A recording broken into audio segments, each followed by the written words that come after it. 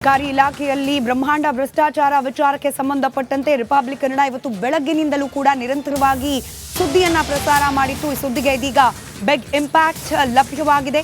ಇಲಾಖಾವಾರು ತನಿಖೆಗೆ ಆದೇಶಿಸಿದ್ದಾರೆ ಸಚಿವ ಆರ್.ವಿ. ತಿಮ್ಮಾಪುರೆ. ವರದಿ ಬರುವ ತನಕ ಅಧಿಕಾರಿಗಳನ್ನ ಅಮಾನತಿನಲ್ಲಿಡುವ ನಿರ್ಧಾರಕ್ಕೂ ಕೂಡ ಬರಲಾಗಿದೆ. ಆರ್.ವಿ. ತಿಮ್ಮಾಪುರೆ ಅವರು ಈ ಬಗ್ಗೆ ಆದೇಶವನ್ನ ಕೂಡ ಹೊರಡಿಸಿದ್ದಾರೆ. ಬೆಳಗ್ಗೆ 8 ಗಂಟೆಯಿಂದಲೂ ರಿಪಬ್ಲಿಕ್ ಕನ್ನಡ ಈ ಸುದ್ದಿಯನ್ನ ಬ್ರೇಕ್ ಮಾಡಿತ್ತು. CL7 ಬಾರ್ ಲೈಸೆನ್ಸ್ ಪಡ್ಕೊಳ್ಬೇಕು ಅಂದ್ರೆ ಲಂಚಕ್ಕೆ ಬೇಡಿಕೆ ಇಡಲಾಗಿದೆ ಅನ್ನೋ ಆರೋಪ. ಇದೇ ವಿಚಾರಕ್ಕೆ ಸಂಬಂಧಪಟ್ಟಂತೆ ಲೋಕಾಯುಕ್ತಕ್ಕೆ ದೂರು ನೀಡಿದ್ರು ಕಾಂಗ್ರೆಸ್ನ ಕಾರ್ಯಕರ್ತ ಪುನೀತ್. ಇದೇ ವಿಚಾರಕ್ಕೆ ಸಂಬಂಧಪಟ್ಟಂತೆ ಬೆಳಗ್ಗೆ 8 ಗಂಟೆಯಿಂದ ನಿರಂತರವಾಗಿ ಸುದ್ದಿ ಪ್ರಸಾರ ಮಾಡಿತ್ತು ನಿಮ್ಮ ರಿಪಬ್ಲಿಕ್ ಕನ್ನಡ. ಇದೀಗ ಇಲಾಖಾ ತನಿಖೆಗೆ ಆದೇಶಿಸಿ ಪ್ರಕಟಣೆಯನ್ನ ಹೊರಡಿಸಿದ್ದಾರೆ ಸಚಿವ ಆರ್.ಬಿ. ತಿಮ್ಮಾಪುರೆ. ಮತ್ತಷ್ಟು ಡೀಟೇಲ್ಸ್ ನಮ್ಮ ಪ್ರತಿನಿಧಿ ಬಸವರಾಜ್ ನೀಡ್ತಾ ಹೋಗ್ತಾರೆ. ದೂರವಾಣಿ ಸಂಪರ್ಕದಲ್ಲಿದ್ದಾರೆ. ಬಸವರಾಜ, ರಿಪಬ್ಲಿಕ್ ಕನ್ನಡದ ನಿರಂತರವರೆಗೆ ಮತ್ತೊಂದು ಇಂಪ್ಯಾಕ್ಟ್. ಇಲಾಖೆ ತನಿಖೆಗೆ ಆದೇಶಿಸಿದ್ದಾರೆ ಸಚಿವರು. ಡೀಟೇಲ್ಸ್ ಕೊಡೋದಾದ್ರೆ. ಖಂಡಿತ ಸ್ಮಿತಾ, ಏನು ರಿಪಬ್ಲಿಕ್ ಕನ್ನಡ ಈ ಒಂದು ಸುದ್ದಿಯನ್ನ ಬೆಳಿಗ್ಗೆ ಬ್ರೇಕ್ ಮಾಡಿತ್ತು. ಬೆಳಿಗ್ಗೆ 2 ಅವರಲ್ಲೇ ಇದೊಂದು ಈಗ ಇಂಪ್ಯಾಕ್ಟ್ ಆಗಿರ್ತಕ್ಕಂಥದ್ದು. ಬಹಳ ಪ್ರಮುಖವಾಗಿ ಏನು ಲಂಚಕ್ಕೆ ಬೇಡಿಕೆ ಇಟ್ಟಿದ್ದಂತ ಅಧಿಕಾರಿಯನ್ನ ಇಲಾಖಾವಾರು ತನಿಖೆಗೆ ಆದೇಶಿಸಿ ಅಬಕಾರಿ ಸಚಿವರಾದಂತಹ ಆರ್.ಬಿ. ತಿಮ್ಮಾಪುರ್ ಅವರು ಸೂಚನೆ ನೀಡಿದ್ದಾರೆ. ಮತ್ತೆ ಇಂತಹ ಶಿಸ್ತು ವ್ಯವಸ್ಥೆನ ನಾವು ಸಹಿಸಿಕೊಳ್ಳೋದಿಲ್ಲ ಅನ್ನುವಂತ ಒಂದು ನೇರವಾದಂತಹ ಎಚ್ಚರಿಕೆಯನ್ನ ಆಡಳಿತ ವರ್ಗಕ್ಕೂ ಕೂಡ ನೀಡಿದ್ದಾರೆ. ಯಾಕಂದ್ರೆ ಆನ್ಲೈನ್ ಅಲ್ಲಿ ಅಪ್ಲಿಕೇಶನ್ ಹಾಕಿದ ತಕ್ಷಣ ಅದನ್ನ ರಿಜೆಕ್ಟ್ ಮಾಡುವಂತದ್ದು ಕೂಡ ಅಕ್ಷಮ ಅಪರಾಧ. ಅದರ ಜೊತೆಗೆ ಈ ತರಹದ ಬೇಡಿಕೆಗಳನ್ನ ಹಣಕ್ಕೆ ಬೇಡಿಕೆ ಇಟ್ಟಂತದ್ದು ಅಧಿಕಾರಿಗಳದ್ದು ಆಡಿಯೋನು ಕೂಡ ನಾನು ಕೇಳಿಸ್ಕೊಂಡಿದ್ದೇನೆ. ಅದು ಸಂಪೂರ್ಣವಾಗಿ ನನ್ನ ಗಮನಕ್ಕೆ ಬಂದಿರೋದ್ರಿಂದ ಸಹಜವಾಗಿ ನಾನು ಇದರಲ್ಲಿ ಕ್ರಮನ ತೆಗೆದುಕೊಳ್ಳಲೇಬೇಕಾಗತ್ತೆ. ಆದ್ರಿಂದ ಈಗ ಇಲಾಖಾವಾರು ತನಿಖೆಗೆ ಆದೇಶಿಸಿದ್ದೇನೆ. ಮುಂದೆ ಇದರ ಹೆಚ್ಚಿನ ತನಿಖೆ ವರದಿ ಬಂದ ನಂತರ ಮುಂದೆ ಆ ಅಧಿಕಾರಿಯ ಮೇಲೆ ಯಾವ ರೀತಿಯಾದಂತಹ ಕ್ರಮಗಳನ್ನ ತೆಗೆದುಕೊಳ್ಬೇಕು ಅನ್ನುವಂತ ನಿಟ್ಟಿನಲ್ಲಿ ಆರ್.ಬಿ. ತಿಮ್ಮಾಪುರ್ ಅವರು ಭರವಸೆಯನ್ನು ನೀಡಿದ್ದಾರೆ. ಸ್ಮಿತಾ, ಧನ್ಯವಾದ ಬಸವರಾಜ್ ಮಾಹಿತಿಗಾಗಿ. ವಫ್ ವಿಚಾರದಲ್ಲಿ ಹೊಸ ನೋಟಿಸ್ಗಳನ್ನ ನೀಡೋದಿಲ್ಲ ಅಂತ ಹೇಳೇನೋ ಆದೇಶವನ್ನ ಹೊರಡಿಸಿದೆ. ಆದ್ರೆ ಬೀದರ್ನ ಬಸವಗಿರಿ ಮೇಲೂ ಕೂಡ ಇದೀಗ ವಫ್ನ ಕಣ್ಣು ಬಿದ್ದಿದೆ ಅನ್ನೋ ಮಾಹಿತಿ ಲಭ್ಯವಾಗ್ತಾ ಇದೆ. 5.15 ಎಕರೆ ಭೂಮಿಯ ಪಹಣಿಯಲ್ಲಿ ವಫ್ ಹೆಸರು ಸೇರ್ಪಡೆಯಾಗಿದೆ.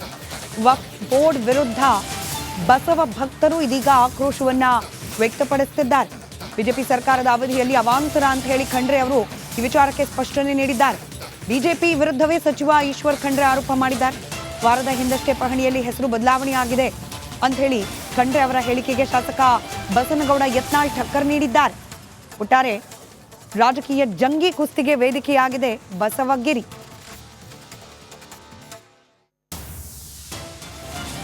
ನೀವು ಈಗೇನ ತಪ್ಕೊಂಡಾರಂತ ತಿಳ್ಕೊಬೇಡ್ರಿ. ನಿನ್ನೆ ಒಂದು ನೋಟಿಸ್ ಬಂದೈತಿ ಬಿಲ್ಲನ್ನಾಗ. ಯಾವ್ದು ಕೇಳೋದ? ಯಾವ ಬಸವ ಏನದು ಸಿಟಿ ಒಳಗ ಬಸವ ಸೇವಾ ಸಮಿತಿ ಬಸವಗಿರಿ ನಿನ್ನೆ ಬಂದೈತಲ್ಲ ಅದು. ನಿನ್ನೆ ಪಾಪನಾಶಿನಿ ದೇವಸ್ಥಾನ ನೀವು ವಿಚಾರ ಮಾಡ್ರಿ. ಹೋಗಿರ್ತಿ ಸಿದ್ದರಾಮಯ್ಯನವ್ರು ಹೇಳಿದ್ರು, ಇಲೆಕ್ಷನ್ ಸಲ ಹೇಳಿದ್ರು, ಮೊನ್ನೆ ಉಪಚುನಾವಣೆ ಸಲ ನಾವೆಲ್ಲ ತಕ್ಕೋತೀವಿ, ಬಿಜೆಪಿ ಸುಳ್ಳಪ್ಪ ಪ್ರಚಾರ ಮಾಡಿ. ಹಾಗಾದ್ರೆ ನೀನ್ ಯಾಕೆ ಗೊತ್ತಪ್ಪ, ಯಾಕೆ ತಹಸೀಲ್ದಾರ್ ಸಸ್ಪೆಂಡ್ ಮಾಡಬಾರ್ದು? ನಾವು ಬಿಜಾಪುರ ತಹಸೀಲ್ದಾರ್ ಸಸ್ಪೆಂಡ್ ಮಾಡಿಸಿದ್ರೆ ರಿಕಮೆಂಡ್ ಮಾಡಿಸದೆ ನಮ್ಮ MP ಪಾಟೀಲ್ ಗಿಡಲ್ಲ ಕಚ್ಚಿದ್ರ. ನೀವು ಈಗೇನ ತಪ್ಕೊಂಡಾರಂತ ತಿಳ್ಕೊಬೇಡ್ರಿ. ನಿನ್ನೆ ಒಂದು ನೋಟಿಸ್ ಬಂದೈತಿ ಬಿಲ್ಲನ್ನಾಗ. ಇವಾಗ ನಮ್ಮ ಪ್ರತಿನಿಧಿ ಒಂದು ಪ್ರತ್ಯಕ್ಷ ವರದಿ ನೀಡಿದ್ದಾರೆ ನೋಡಿ. ರಾಜ್ಯದಲ್ಲಿ ವಕ್ಫ್ ಅವಾಂತರ ಮುಗಿಯೋ ಲಕ್ಷಣಗಳೇ ಕಾಣ್ತಾ ಇಲ್ಲ ಅಂತ ಹೇಳ್ಬೋದು. ಬೀದರ್ನ ಪ್ರತಿಷ್ಠಿತ ಬಸವಗಿರಿ ಮೇಲೆ ಕೂಡ ವಫ್ ಕಣ್ಣು ಅಂತ ಹೇಳ್ಬೋದು. ಬಸವ ತತ್ವವನ್ನೇ ಉಸಿರಾಗಿಸಿಕೊಂಡ ಬಸವಗಿರಿಯ ಈಗಾಗಲೇ 5 ಎಕರೆ 15 ಗುಂಟೆ ಭೂಮಿಯನ್ನು ವಫ್ ಬೋರ್ಡಿಗೆ ಹೋಗ್ಯದ ಅಂಥೇಳಿ ಈಗಾಗಲೇ ಪಹಣಿಯನ್ನು ಸೋಷಿಯಲ್ ಮೀಡಿಯಾದಲ್ಲಿ ಓಡಾಡ್ತಾ ಇವೆ. ನೋಡ್ಬೋದು, ನಾವು ಕೂಡ ರಿಯಾಲಿಟಿ ಚೆಕ್ ಮಾಡಿದ್ವಿ. ಬಸವಗಿರಿಯ ಪಹಣಿ ತೆಗೆದು ನೋಡಿನಾಗ ರೀಸೆಂಟಾಗಿ ಏನದಂದ್ರೆ ಕರ್ನಾಟಕ ವಕ್ಫ್ ಬೋರ್ಡ್ ಅಂಥೇಳಿ ಆ ಒಂದು ಪಹಣಿಯಲ್ಲಿ ನಮೂದಾಗಿದೆ.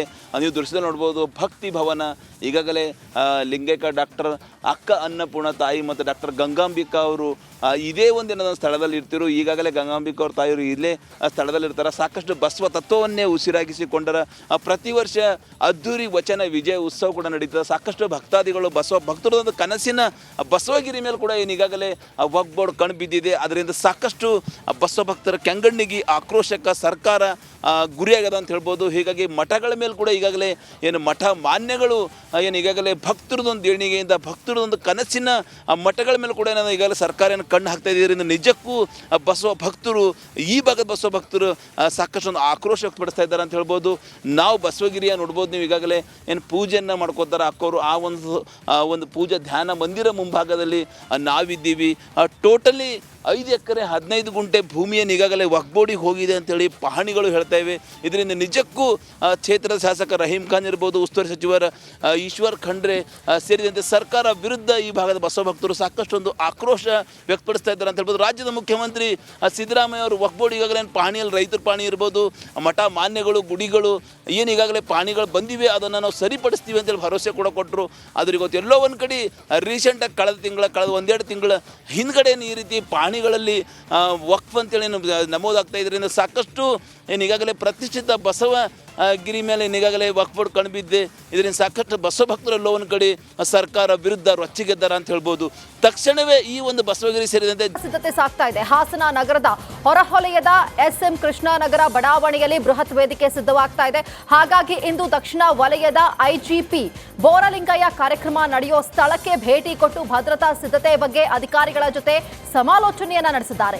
ಕೊಡಗು, ಹಾಸನ, ಚಿಕ್ಕಮಗಳೂರು, ಮೈಸೂರು, ತುಮಕೂರು ಸೇರಿದಂತೆ 5 ಜಿಲ್ಲೆಗಳ ಸಿದ್ದರಾಮಯ್ಯ ಹಿಂಬಾಲಕರು ಅಭಿಮಾನಿಗಳು ಸೇರಿ ಹಾಸನದಲ್ಲಿ ಕಾರ್ಯಕ್ರಮಕ್ಕೆ ಆಗಮಿಸುವ ಸಾಧ್ಯತೆ ಇದೆ ಎನ್ನಲಾಗ್ತಾ ಇದೆ.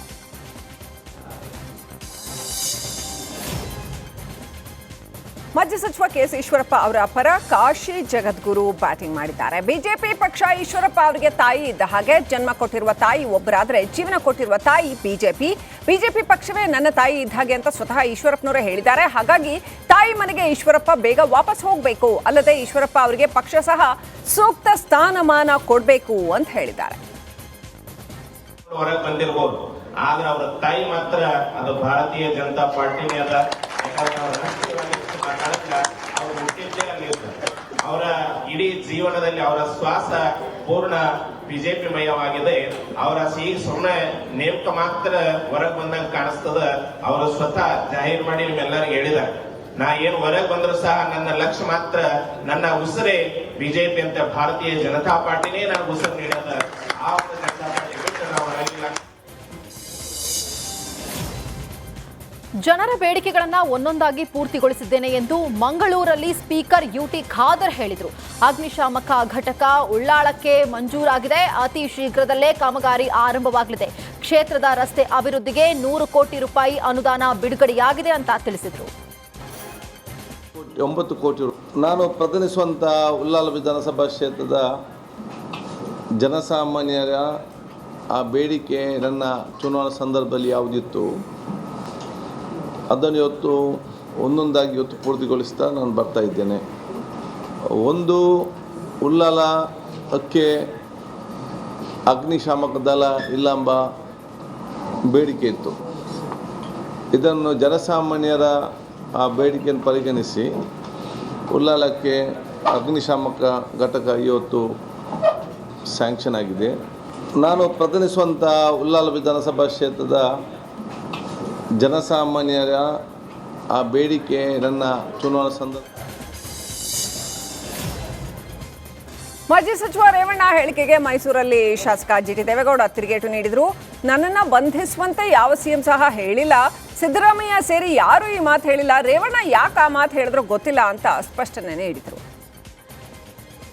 ಸಿದ್ದರಾಮಯ್ಯನವರು ಯಾವತ್ತೂ ಕೂಡ GT ದೇವೇಗೌಡನ ಬಂಧಿಸಬೇಕು ಅಂತೇಳಿ ಸಿದ್ದರಾಮಯ್ಯನವರು ಸೇರಿದಂತೆ ಯಾವ ಸರ್ಕಾರದಲ್ಲಿ ಯಾವ ಮುಖ್ಯಮಂತ್ರಿಗಳು ಮಂತ್ರಿಗಳು ಯಾರು ಕೂಡ ನನ್ನ ಬಂಧಿಸ್ರಿ, ಅರೆಸ್ಟ್ ಮಾಡಿರಿ, ಕೇಸ್ ಹಾಕ್ರಿ ಯಾವುದೂ ಇಲ್ಲ. ಅದು ಯಾವ ಕೇಸ್ ಇದೆ ಹೇಳಿ? ಕೇಸ್ ಇದ್ದರೆ ತಾನೇ ಅರೆಸ್ಟ್ ಮಾಡಬೇಕು. ಯಾವ ಕೇಸು ಇಲ್ಲ. 17ರಲ್ಲಿ ಸಿದ್ದರಾಮಯ್ಯ ಬಂಧಿಸಿ ಅಂತ ಹೇಳೋಕ್ಕೆ ಸಾಧ್ಯವಿಲ್ಲ. ಇದ್ರೆ ತಾನೇ ಹೇಳ್ಬೇಕು. ಅವರು ಹೋರಾಟ ಮಾಡಿದ್ದೀವಿ ರಾಜಕೀಯವಾಗಿ. ಆ ಚಿಲ್ಲರೆ ಕೆಲಸ ನಮ್ಮಲ್ಲಿ ಆಗಿಲ್ಲ. ನಮ್ಮ ಜಿಲ್ಲೆಯಲ್ಲಿ ಆ ರೀತಿ ನಡೆದಿಲ್ಲ.